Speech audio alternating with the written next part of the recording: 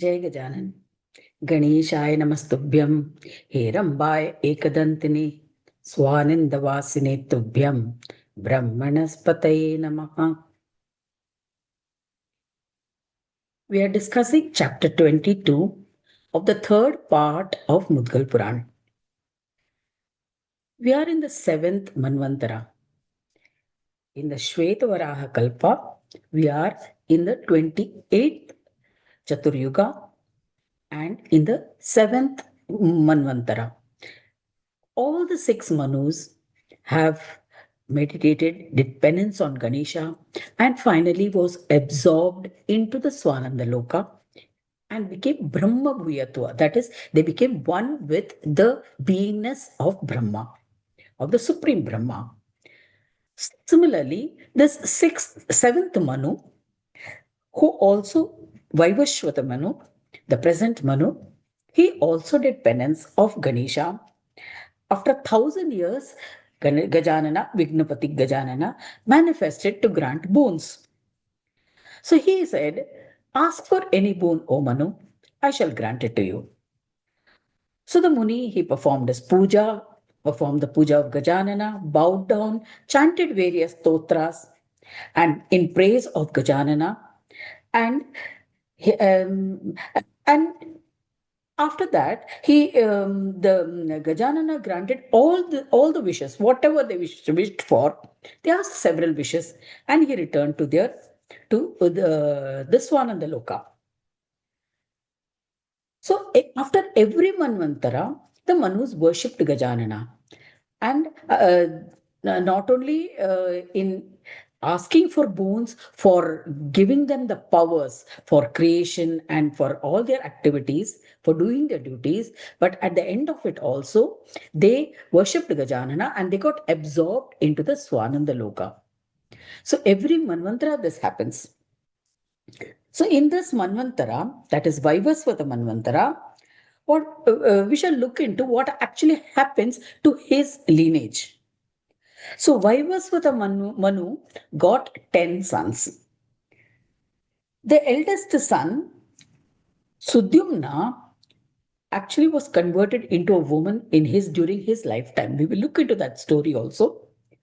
The remaining 9 sons were Ikshvaku, Nriga, Charyati, Dishta, Drishna, Karushaka, Narishanta, Prashadra, and Nabhaga. All these 9 sons were belonging to the Surya lineage. They were all worshippers of Surya. They were known for their valiance, which is comparable to that of Indra himself. Now, Sudyumna, the eldest son, who got transformed into a woman, he became the propagator of the Chandra lineage. We have the Surya lineage and the Chandra lineage. Surya lineage was up to Treta Yuga, where we have Rama from the Raghuvamsha. That is the Surya lineage. Then during the Mahabharata, that is Treta Yuga, that is the Dwapara Yuga, we have the Chandra lineage. So this Sudyumna was the originator of this Chandra lineage. Sudyumna, this eldest son of Vaivaswata Manu, went to the forest for hunting with his army. While wandering into the forest in search of his prey, he wandered and he happened to enter into the Gauri Vana forest. Now, Gauri Vana forest had a unique reputation that anyone who enters into this forest will be converted into a woman. How did this forest become like that? That is, having this kind of powers. Once upon a time, Shiva and Parvati had entered, were in this forest, engaged in amorous activities, absolutely naked, and they were engaged in conjugal bliss. But unaware of this, Vasishta happened to come there. Vasishta and his entourage, with several other munis, came there to this Gauri forest for his darshan. But suddenly seeing them, The Munis, or seeing the Munis, the couple were embarrassed, and the Munis too were embarrassed, and they also went away. So it was at that time Shiva cursed the forest, that men will be prohibited from entering into this forest, Gauri Vana, and anyone who enters this forest will become a woman. So because of this curse of Shambhu, this when Sudyumna happened to enter this forest, he became a woman. So he had a female body with a large bosom, and he was looking very beautiful.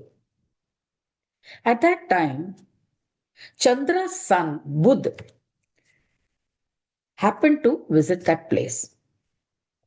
Budha was enchanted by the beauty of this Sudyumna, who's converted into a woman. Now, this Sudyumna's name, when he was a woman, was Ela. So she too was infatuated by this handsome youth, Budha, and both engaged in intercourse, and she became pregnant. The son whom she delivered was that of Puru Rava. His name was Puru Rava, and he was the propagator, or the first person of the Chandra lineage, because he was the son of Budha, who was the son of Chandra.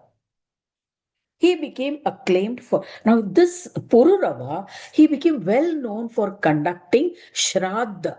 Shraddha, because of his devotion to his father taught him all Shraddha ceremonies.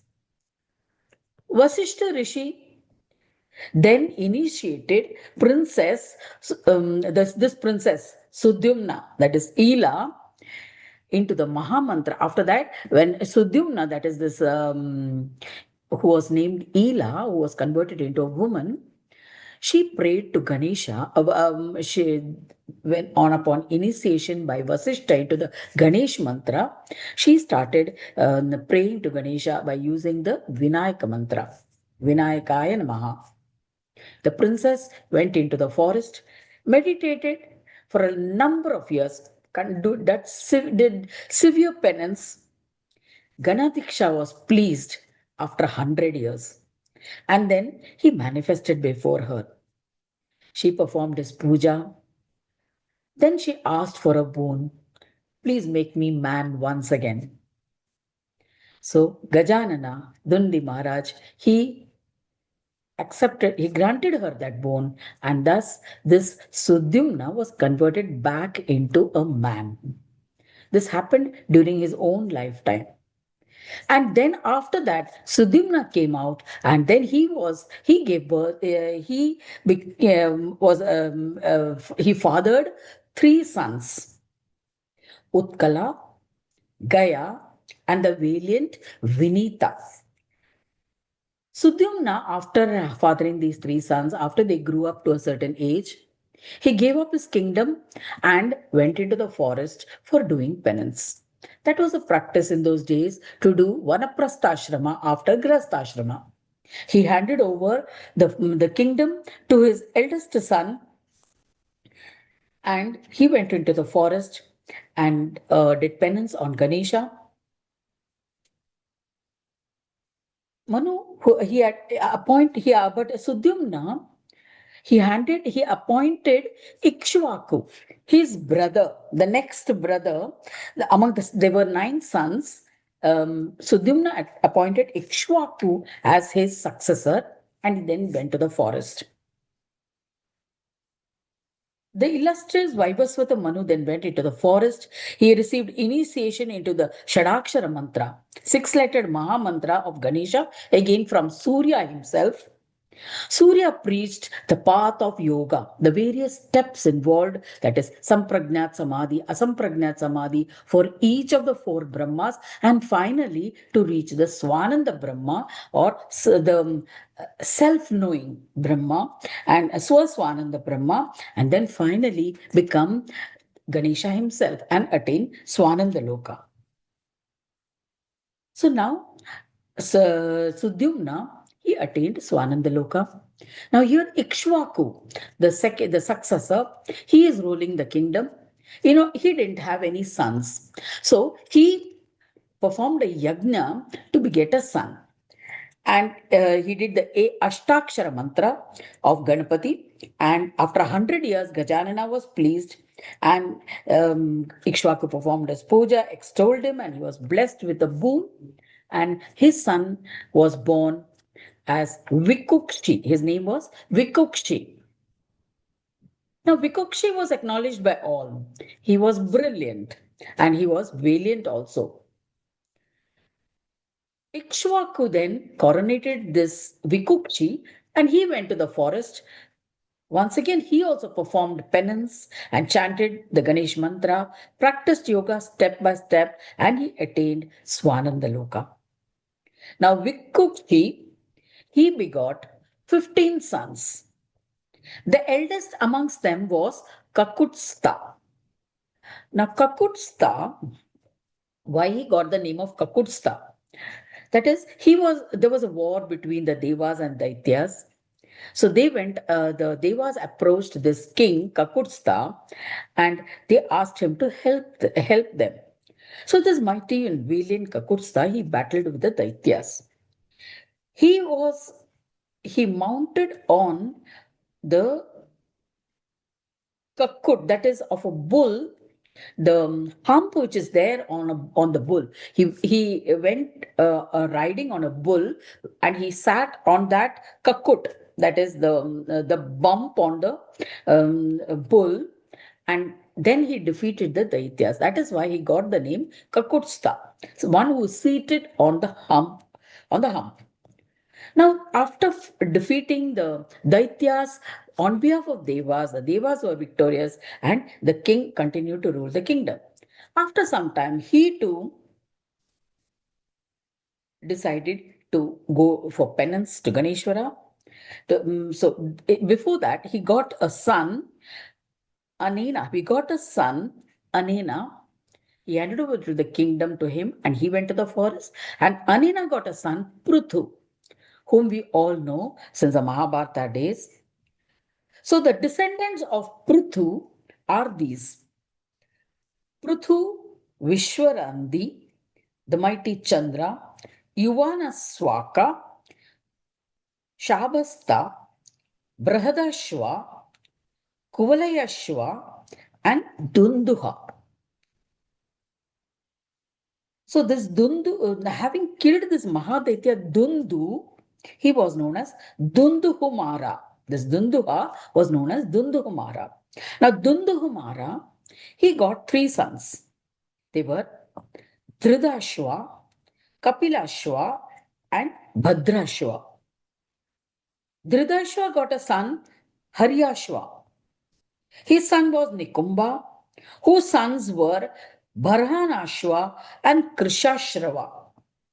Krishashrava's son was Yuvanashva. Yuvanashva's brilliance was almost like that of the Devas on the battlefield. He performed a yajna, this Yuvanashva, who was in this lineage of Kakutstha. He performed a yajna to appease Varuna for begetting a son. So during the yajna, Munis had filled, for the performance of that yajna, in order to beget a son, this Yuvanashva, at that time, these rishis and munis, in preparation for that yajna, they had filled a pot, a jar with water, and they had left it overnight. That jar of water was sanctified with all mantras. The king at that time at night, he was thirsty. He got up and he drank that water. In the morning, when the munis, all of them got up for performing the yajna, they found that the jar of water was empty. So they asked the king what happened. So the king said, I drank that water. I felt thirsty. I drank that water. The munis told him, now you will become pregnant. So that king became pregnant, and of course, they performed the yajna, they went home, but the fetus in this Yuvanashva grew. And Finally, on maturity, when after the fetus was grown enough, well enough to come out, Indra broke open that belly, tore open that belly, and the child was delivered. So now they all wondered, now, okay, the child is born. Now, who will breastfeed this child and nurture this child? Indra replied, I will do that. That is, he said, Mama Dhasyati. That is why that Brahmins, they called that child Mandata. They named the child itself Mandata. Indra nurtured that child and he gained the title Sarvabhauma. We address many things as Sarvabhauma. It is this child of Indra, that is, who was nurtured by Indra, who was born because of that sanctified water of the yajnas, which was kept for the yajna, that he was the Sarvabhauma was born, and he ruled all the three worlds. When we hail, sometimes in some of the mantras, Jai Jai, Jai Jaikar hum jo karte hain, at that time Sarvabhauma we say, it is this Sarvabhauma. Mandata, he became a universal monarch, the king of the whole world, all the three worlds. He was initiated into Ganesh, into yoga by Vasishta. Sage Vasishth. Vasishth, they are Saptarishis, so they will be forever existing. So they live long, they don't have death. They only, at the time of annihilation, they go back to the Tapoloka and then they manifest again. So Vasishta, he initiated this Mandata into yoga. And after this, he was revered by yogis. Then this Mandata, when he wanted to go to the forest, he handed over the kingdom to his son Purukutsa, and he went to the forest. He also worshipped Ganesha and for many years there and attained Swananda Loka. And remember, once we go to Swananda Loka, we don't come back. In that kalpa, at the time of in all other lokas, Vaikunt, Kaila, Shakti Loka, Saurya Loka, all these lokas, that is when we as human beings on earth, when we pray, we perform all punya karmas, and then we attain these lokas. But when Shene Punye Martya Loke, whenever our merits are exhausted, we take rebirth on the earth. And even when we become Brahma Bhuyatva, that is when we become one with that Brahma, that is Vishnu Brahma or Shiva Brahma or Shakti Brahma, at the end of a annihilation, sometimes the annihilation happens after some Chaturyugas. So when annihilation happens and these Brahmas go back, these tutelary deities, they go back or they are merged with Swananda Loka. Again, when creation happens, only they are born. So they get merged with the with the respective Brahmas, but again, when creation happens, they're born once again. That is the short annihilations that happen, not the Mahapralay, not the Mahapralay, the smaller pralays that happen. That time also they get merged into their Brahmas and then they manifest when the creation happens. So this the Mandata got absorbed into Swananda Brahma. That is, so he went to Swananda Loka. Now, this story is continued. Naranarayana is narrating this story to Markandeya Muni.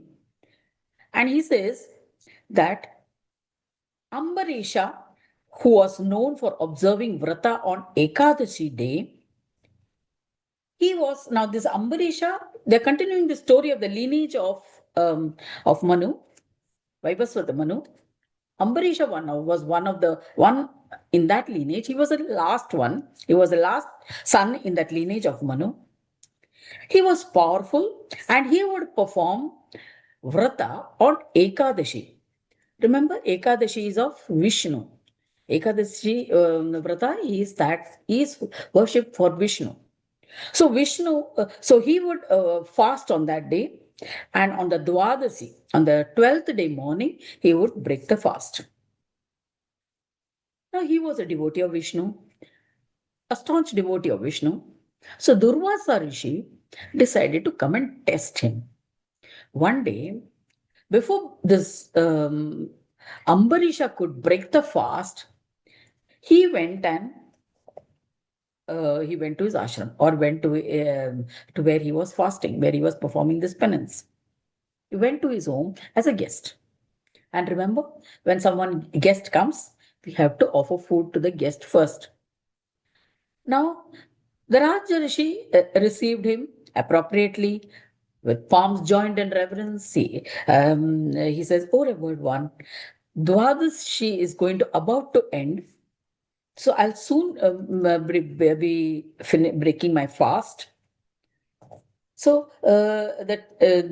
you can, in the meanwhile, you can have a bath in the river and come back. So then you can have a bath, prepare, do the Santya Vandana, and by that time I'll prepare your meals and it will be ready." So Durvasa Rishi agreed. He went to the river. He performed the rituals.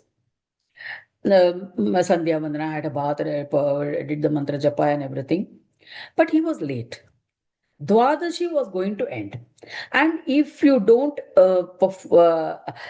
break the fast before the end of Dwadashi, the benefits of remaining fast on Ekadashi day will not be attained.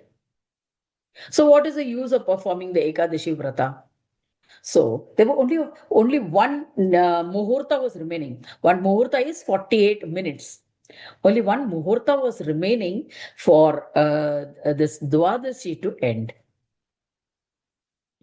So Ambarisha, when it was almost a few seconds were remaining, uh, he took a sip of water so that Dwadashi Vrata will not go waste. Ekadashi Vrata will not go waste. So he concluded the fast just in time.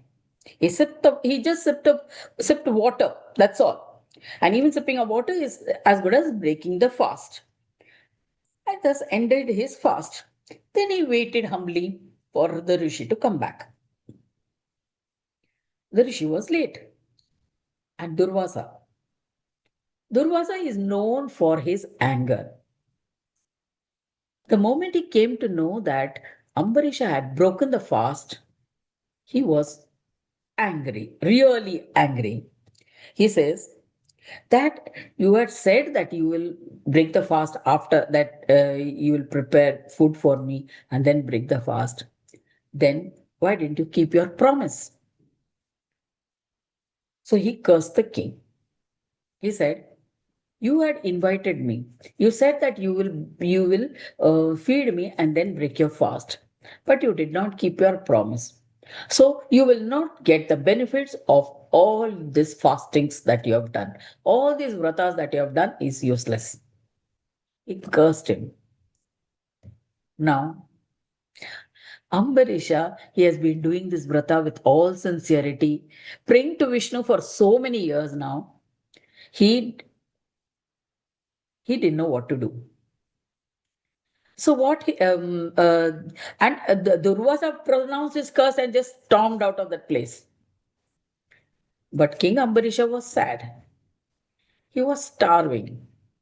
He did not eat anything. He said, "Okay, now I shall wait till Durvasa Rishi comes back, because a guest, until he's fed and goes away satisfied, he will not get any benefit of anything what he does."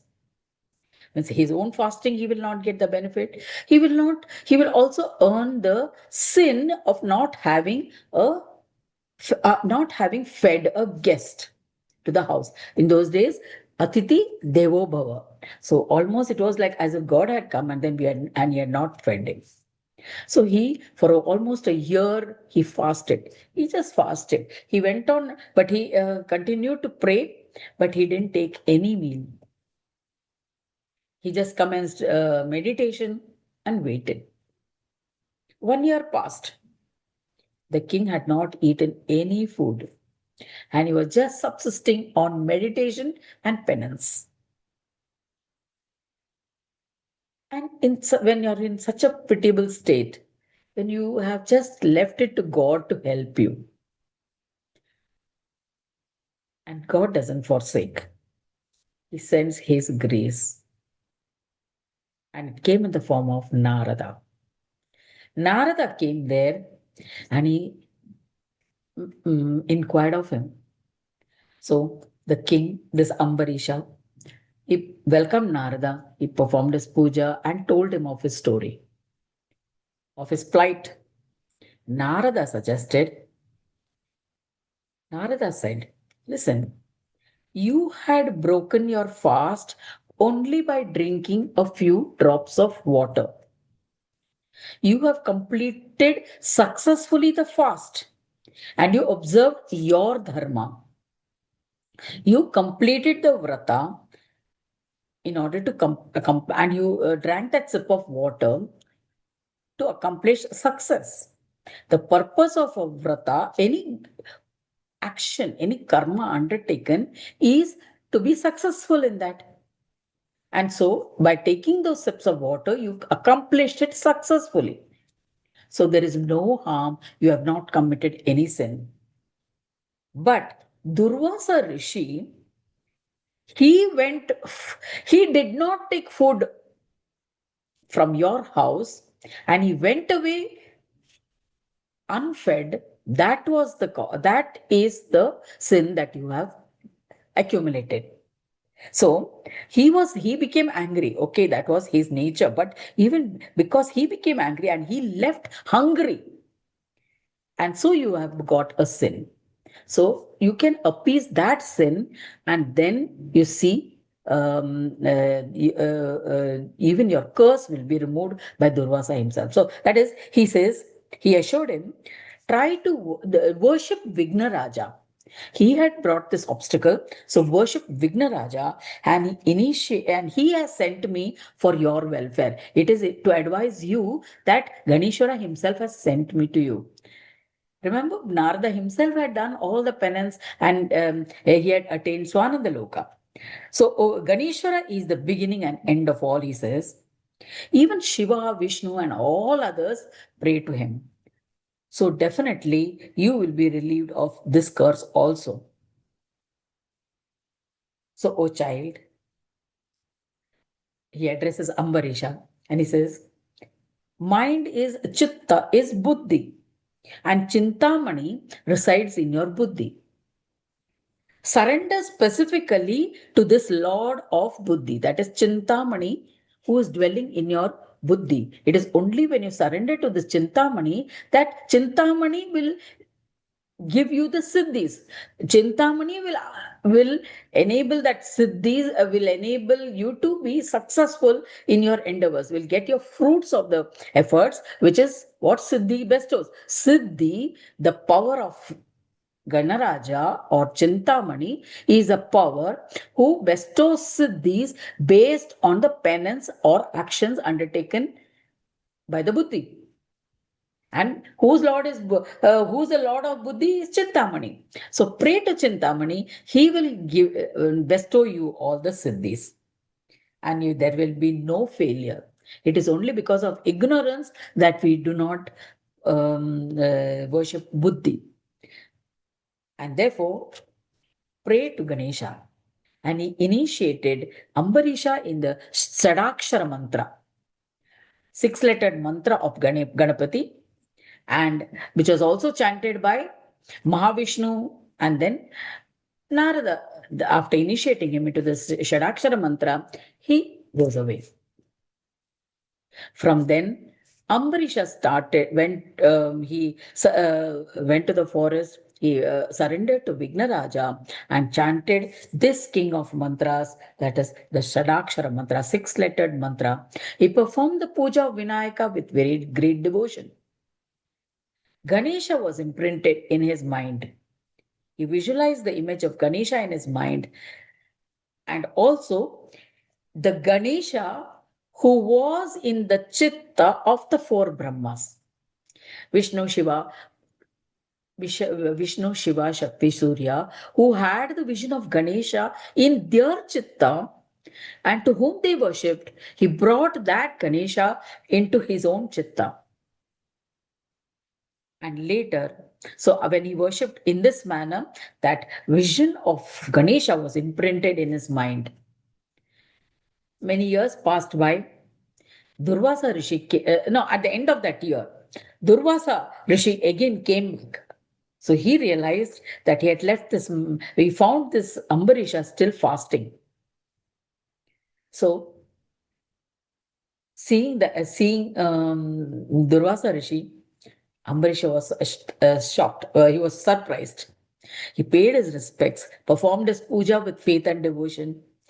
And Maharshi Durvasa, seeing Ambarisha's humbleness, humility, and also his sense of devotion, he said that I modify my curse. Only the merits of that particular Ekadashi on which he had broken the fast before feeding Durvasa, only those merits you will not get, but you will get the merits of all other previous Ekadashi vratas that you have done in penance in worship of Mahavishnu. So he modified his own curse, and after blessing the king, Durvasa Rishi returned to his own ashram. King Ambarisha continued his meditation and prayer and worship of Ganesha uninterrupted. Ambarisha got many sons after that. He enthroned his eldest son and proceeded to the forest. He worshipped Ganapati with undivided attention, exclusive, the Ekagra Buddhi. He worshipped Ganesha and finally attained Swananda Loka. Anyone who reads or this Narayana who's narrating the story of Ambarisha, this entire lineage of Manu, Vaivaswata Manu to Markandeya Rishi, he says, anyone who reads the story or listens to this story of Ambarisha will be blessed with all that he desires and liberation. So so in this way, we conclude this chapter 23 of the legend of Ambarisha in the third part of Srimad Bhutkal Puran by Ganesh Yogendra Maharaj. Jai Gajan.